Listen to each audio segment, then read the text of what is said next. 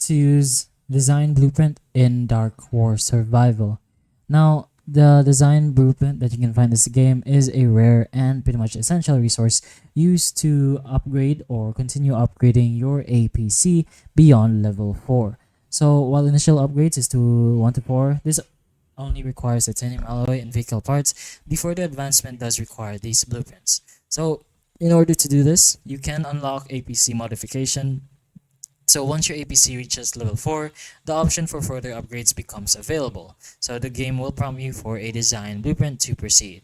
You can acquire these design blueprints from season shops, black coal shops, and special offers, and these shops can be accessed via the in-game interface, often through event or premium currency settings or systems.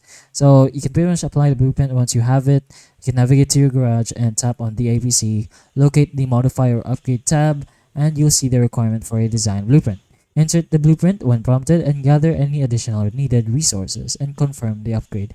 Your APC will proceed to the next upgrade level, and you'll finally get the benefit of upgrading with the design blueprints.